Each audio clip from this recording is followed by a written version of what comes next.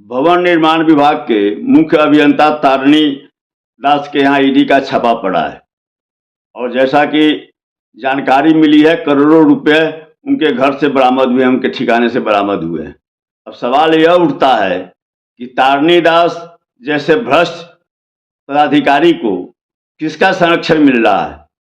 जब वे 31 अक्टूबर 2024 को अवकाश ग्रहण करते हैं, सेवानिवृत्त हो जाते हैं, उसके बाद में 9 नवंबर को उनको पुनः संविदा पर 2 वर्ष के लिए नियुक्त कर लिया जाता है।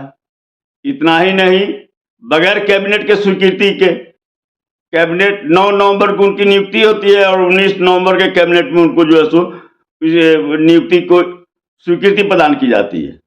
और इतना ही नहीं, भवन निर्माण निगम लिमिटेड का उनको मुख्य प्रबंध निर्देशक भी बना दिया जाता है।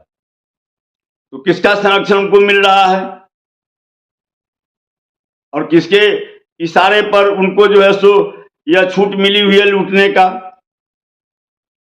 और एक बहुत महत्वपूर्ण सवाल भी इसमें उठ रहा है कि एनडीए के बैठक के बाद ही यह ईडी का छापा क्यों पड़ा। सभी जानते हैं तारिणी दास को किनका संरक्षण मिला हुआ है। सत्ता के शीर्ष पर बैठे हुए लोगों का उन्हें आशीर्वाद प्राप्त है, जिनके कृपा से उनके सर्विस सेवा का जो है सो विस्तार किया गया, संविदा पर 2 साल के लिए बहाली की गई। तो कहीं न कहीं एनडीए के अंदर जो दबाव की राजनीति चल रही है, तो भाजपा के तरफ से एक सुनियोजित प्लान के तहत बिहार के मुखिया को,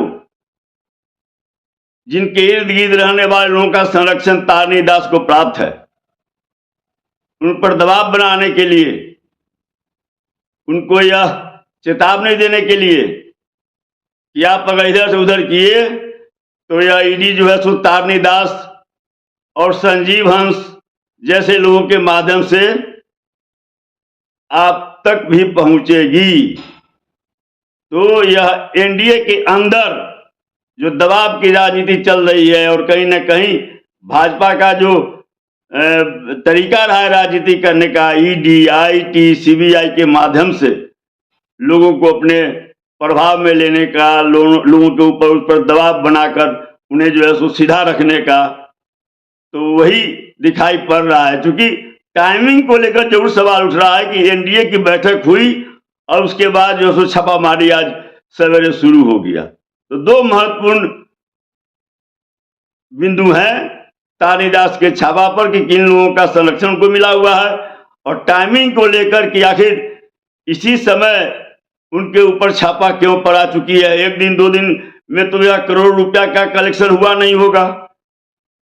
इतना रुपया जब बरामद हुआ तो यह तो कोई 1 दिन 2 दिन की घटना है नहीं, काफी लंबे दिनों से यह चल रहा है, सभी जानते हैं। तो इसलिए आज जो छापा पड़ा ईडी का तारिणी दास के यहाँ, यह एनडीए के अंदर जो दबाव की राजनीति चल रही है उसी का परिणाम है।